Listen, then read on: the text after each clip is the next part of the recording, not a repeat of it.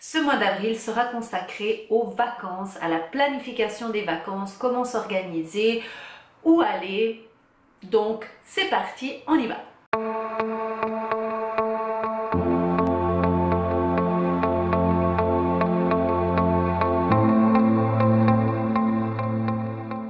Hello toi et bienvenue sur ma chaîne Une Nana in London. Comme tu l'as vu dans le titre, nous allons parler de vacances, mais plus précisément de planification, d'organisation. Parce que comme tu le sais, ou peut-être tu ne le sais pas, parce que tu es nouveau, bienvenue, je m'appelle Anna-Alice. Cette chaîne est ici pour te parler de planification et d'organisation, mais aussi de motivation et de lifestyle. Et qu'est-ce que tu dois faire si tu es nouveau et que tu aimes mes vidéos bien sûr? Le petit pouce, ça fait plaisir et n'oublie pas de cliquer ici pour t'abonner. Donc j'ai décidé de te partager un petit peu mes trucs et astuces pour planifier un voyage du mieux possible pour que ça aille comme... Je me suis pris les cheveux. Comme sur des roulettes. Je vais te donner mes conseils par rapport à comment réserver les vols, l'itinéraire aussi, comment le planifier. Cette vidéo va être partagée en deux parties parce qu'une partie sera vraiment pour te donner une idée générale de ce que moi je fais par rapport à, voilà, depuis le départ quand j'ai une idée de partir quelque part ou pas d'ailleurs. Je te montrerai tout ça jusqu'à arriver à destination, mais également la deuxième vidéo sera un petit peu pour te détailler comment je programme mon itinéraire pour voilà, avoir le voyage le plus tranquillou. Justement au mois d'avril, donc c'est-à-dire maintenant, dans quelques jours, je m'envole pour le Japon. Oui, je sais, je suis chanceuse, c'est un rêve qui se réalise. Je ne réalise même pas que je vais au Japon. Mais oui, je m'envole pour le Japon d'ici quelques jours. Et justement, je voulais juste t'avertir que pendant peut-être 2 semaines, il n'y aura pas de vidéo. Donc la semaine prochaine, il y aura une vidéo. Oui, parce que je la filme aujourd'hui et je te la mets pour la semaine prochaine. You're welcome. Mais les 2 prochaines autres semaines, je ne pourrai pas poster de vidéo, sauf si vraiment j'arrive à poster mon petit vlog entre deux. Mais au moins comme ça tu seras averti, tu pourras pas dire... Donc cette vidéo est super inspirée par une youtubeuse que j'adore, Lavender. Si vous ne la connaissez pas, allez la voir. J'ai mis un lien de sa chaîne ici en bas. Donc on y va, c'est parti avec cette vidéo. Alors on se retrouve ici parce que nous allons parler donc de réservation de vol tout d'abord et je me trouve ici devant mon ordinateur, comme ça je peux te montrer un petit peu ce que je recherche en fait tout simplement quand je veux réserver un vol.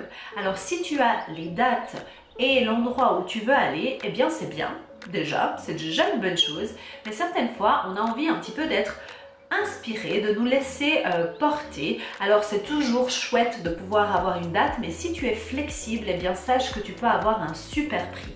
Donc regarde ici, moi je regarde toujours, oui toujours sur Skyscanner. D'ailleurs j'en ai 2, c'est Skyscanner et Expedia. Donc voilà comment je fais. Donc sur Skyscanner, ce que j'adore, c'est que justement tu peux simplement mettre donc tes dates comme dans on va dire un moteur de recherche normal pour les voyages. Mais si tu ne sais pas, justement, tu as cette petite fenêtre qui vient comme des sideware et tu peux cliquer dessus pour simplement mettre everywhere. Et puis à ce moment-là, si tu mets tes dates, eh bien ils vont pouvoir te donner les vols qui sont disponibles selon tes dates. Ou alors tu peux effectivement mettre whole month, ça veut dire tout le mois. Et puis comme ça, tu vas pouvoir avoir les prix les plus bas pour le mois que tu as décidé. Donc par exemple, je peux choisir juin. Et puis là, je vais avoir justement tous les prix pour juin à ce moment-là. Donc dans le mois de juin, il va me donner des endroits, des propositions d'endroits pour aller avec les prix les moins chers. Et puis ensuite, allez, on va dire qu'on va aller en Allemagne. Et là, il te montre justement les différentes villes avec les prix. On va dire qu'on va à Cologne, allez. Et puis à ce moment-là, tu vois, ça t'ouvre une fenêtre avec tous les prix aller-retour. Donc imagine, l'aller, si tu prends le 4 juin, tu payes 13 pounds, par exemple dans ce cas-ci. Et si tu reviens le 14, eh bien tu vas payer 13 pounds également, donc un total de 26 pounds. Est-ce que c'est pas dingue ça?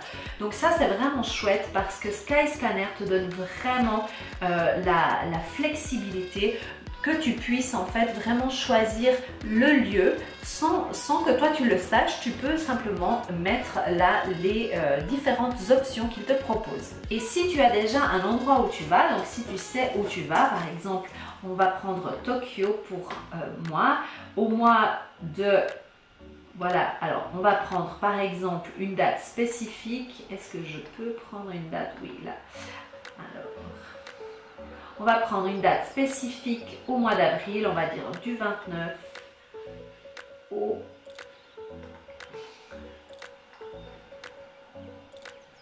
15 mai par exemple. Là justement tu as tous les vols qui sont disponibles depuis Londres jusqu'à Tokyo et bien là par exemple tu peux décocher. Moi j'aime pas du tout quand on doit faire une escale, j'essaye en tout cas au maximum de ne pas devoir faire d'escale, mais si tu vois les prix c'est quand même quasi le double, donc voilà, après chacun choisit ce qu'il préfère. Tu peux mettre les horaires, enfin vraiment la flexibilité avec ce site est incroyable. Et après ensuite tu vas voir exactement quelles sont les compagnies, les horaires, etc. Et une fois que tu vas sélectionner, ça c'est le prix que tu vas payer au total. Eh bien, tu peux aussi faire une petite comparaison. Moi, j'aime bien toujours aller sur le site de la compagnie, donc là, en l'occurrence, British Airways, pour comparer si effectivement il y a un meilleur prix. Ça se peut, hein, parce que ça m'est déjà arrivé. Ou alors, aller sur Expedia, par exemple. J'aime beaucoup Expedia. Alors, me voilà sur Expedia. J'ai mis exactement les mêmes dates et le même départ et arrivée. Et donc, voilà, ici, j'ai le vol le moins cher est à 853 pounds et sur Skyscanner en l'occurrence il est à 804. Donc comme je disais, eh bien j'aime bien aussi aller sur le site de la compagnie et comparer les trois et avoir vraiment cette comparaison des trois, et ensuite je choisis celle qui me convient le mieux par rapport aux horaires et par rapport au prix. Donc je voulais aussi te dire de bien faire attention dans le prix que tu vas payer, qu'est-ce qui est inclus, parce que pas tout le temps les bagages sont inclus, même pas avec les compagnies on va dire qui ne sont pas forcément low cost. Avec les low cost on a un petit peu l'habitude, donc on va toujours checker, mais check aussi pour les compagnies on va dire plus traditionnelles, parce que maintenant ça ne veut pas dire que c'est inclus. Donc compare bien tout ça avant de réserver. Maintenant je vais m'intéresser à quoi faire et comment faire son itinéraire. Donc ça sera le sujet de ma prochaine vidéo la semaine prochaine, où j'irai vraiment en détail pour t'expliquer ce que je fais concrètement.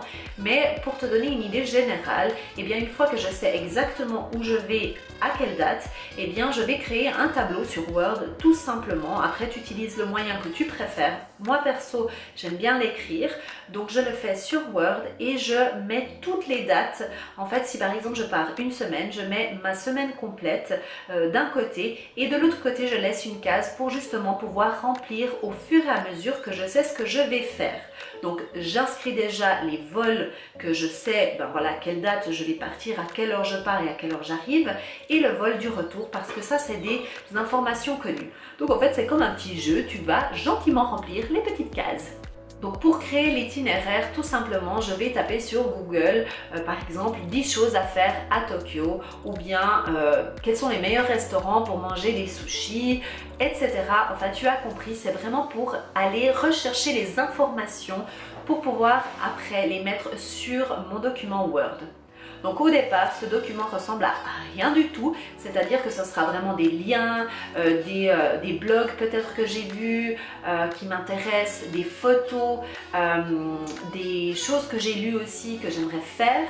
Et puis je mets tout ça, simplement je regroupe tout ça dans ce document Word. Donc tu peux bien sûr prendre aussi un guide. Moi j'adore le Lonely Planet. Donc à chaque fois qu'on va dans un pays, eh bien on achète le Lonely Planet, parce que tout simplement, moi je suis plutôt digitale, donc j'aime bien rechercher sur internet quoi faire. Mais par exemple, mon mari lui préfère avoir tout ce qui est livre, tout ce qui est guide. Et c'est vrai qu'il y a toujours des super bonnes adresses, et au moins on sait qu'on peut faire confiance parce que c'est des professionnels qui ont fait ce guide. Ensuite, je m'intéresse à l'hébergement, parce qu'une fois que je sais ce que je vais faire donc dans la ville ou dans ce pays en général, parce que des fois je voyage un peu dans différents endroits, eh bien je vais chercher l'hébergement.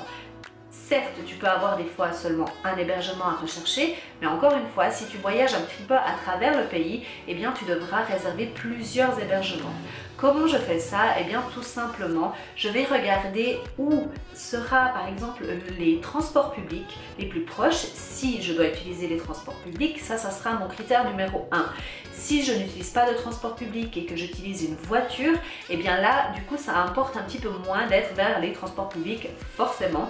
Mais je vais plutôt privilégier de regarder où est-ce que, eh bien, je vais faire des recherches bien sûr, où est-ce que c'est par exemple le plus vivant, où est-ce que je vais faire plus de visites, comme ça je ne serai pas non plus trop loin, ou si au contraire j'ai plutôt envie de rester tranquille et plutôt éloignée, alors je vais aussi faire ces recherches de cette manière-là. Les différents types d'hébergements sont donc les hôtels, ce qui est le plus traditionnel on va dire, où tu peux avoir le petit déjeuner ou pas. Il y a aussi Airbnb. Si tu ne connais pas Airbnb, c'est un site en fait de particuliers qui mettent à disposition leur appartement dans par exemple certaines villes. L'avantage d'aller à Airbnb, c'est que souvent c'est un petit peu plus particulier, donc charmeur, un peu plus authentique au niveau de l'appartement par exemple, et aussi des fois c'est aussi pas mal situé, et si tu vas en groupe c'est aussi super cool parce que tu as par exemple une maison rien que pour toi avec une cuisine où tu vas pouvoir cuisiner directement. Donc voilà, ça dépend encore une fois de quel voyage tu veux. Ensuite pour les familles, regarde bien si c'est adapté aux enfants parce que certaines maisons ou appartements ne sont pas adaptés aux familles, et aussi si par exemple il y a des avis. Donc moi je fais vraiment attention de regarder s'il y a déjà des personnes qui sont allées dans cet appartement et voilà, voir un petit peu ce qu'ils en ont pensé. Tu as aussi la possibilité d'aller dans des B&B, donc des bed and breakfast. C'est vraiment, tu as une chambre et tu as aussi la possibilité d'avoir un breakfast, un petit déjeuner. J'ai fait ça pendant que j'étais en Afrique du Sud et croyez-moi, c'était une des meilleures expériences parce que les bed and breakfast souvent ont ce petit je ne sais quoi de décoration, d'attention aux clients, et c'est beaucoup plus petit, donc essaye une fois. Pour les transports, eh bien forcément, comme je te l'ai dit avant, ça dépend de ton voyage. Si tu es dans une ville, une assez grande ville, je te conseille plutôt d'aller en transport public, taxi, Uber. Et si tu as ton propre véhicule, eh bien tu peux forcément regarder sur internet également pour louer un véhicule sur place. Quelque chose qui est aussi important de rappeler, c'est que quand on va dans un pays qui ne parle pas la même langue que nous, eh bien je trouve qu'il est essentiel de faire un petit effort d'apprendre au moins les choses de base. Donc tout simplement, il te suffit d'aller sur Google, de nouveau par exemple Google Traduction, et tu peux mettre des phrases basiques et les apprendre, savoir comment les prononcer parce que tu as la petite option de mettre l'haut-parleur pour savoir comment le prononcer également, et au moins tu auras ce petit apprentissage à faire, mais qui, selon mon avis, change tout avec le contact avec les gens. Parce que même si tu ne le dis pas forcément juste, les gens en général apprécient que tu fasses l'effort. Alors pour ce qui concerne l'argent que tu dois prendre, ça dépend de ton budget, c'est toi qui dois savoir un petit peu combien tu as besoin. Moi j'utilise une carte qui s'appelle Revolut, donc je te laisse simplement le lien ici en bas pour que tu ailles voir. Donc c'est simplement une carte que tu peux demander qui est une carte de crédit en fait, où tu vas pouvoir comment est-ce qu'on dit, de la recharger, voilà, avec de l'argent, et tu vas pouvoir la convertir dans la monnaie locale que tu as envie d'utiliser. Et aussi, même si tu as tes cartes de crédit, tes propres cartes de crédit, je te conseille, si tu peux, avoir plusieurs cartes de crédit, parce que comme ça, si tu en perds une ou si on t'en vole une, et bien comme ça tu éviteras ça. Donc pour cela, répartis tes cartes. Donc par exemple, si tu es avec ton mari ou ta partenaire, voilà, avec quelqu'un d'autre, et bien essaye peut-être d'échanger, si tu as deux cartes de crédit, en donner une à ton mari et une tu la gardes toi, et lui il fait la même chose. Comme ça aidera un petit peu pour éviter si tout d'un coup il y a un vol. Et aussi une chose à ne pas oublier, c'est d'avertir votre assurance maladie et surtout de savoir si vous êtes couvert. Parce que, je ne sais pas si tu te rappelles, mais quand je suis partie à Miami, eh bien ma fille est tombée malade et heureusement qu'on était couvert parce que vu le prix du médecin, si tu n'as pas vu, va voir la vidéo. Et bien voilà, ma vidéo est à présent terminée. J'espère qu'elle t'a aidé un petit peu à planifier, à en tout cas te donner une vision globale de comment faire les choses étape par étape. Et la semaine prochaine, je vais rentrer dans le vif du sujet de exactement comment planifier ton itinéraire, comment tu vas voir tes hébergements. Je te montre tout ça sur écran, comme ça, peut-être ce sera un petit peu plus clair. N'oublie pas de partager cette vidéo si tu l'as aimée, de mettre un petit pouce en l'air, de t'abonner et d'aller regarder sur Instagram parce que je suis active là-bas, n'est-ce pas? Ça serait cool, hein? À bientôt! Suis tes rêves, car ils connaissent le chemin. Bye bye! Il est en train de chercher. On m'attend, il est en train de chercher. Un café? Vous voulez un café? C'est drôle parce que vu que j'ai mis ma caméra là, bizarrement j'ai de la peine à regarder là. Ah non, attends, qu'est-ce qu'il y a?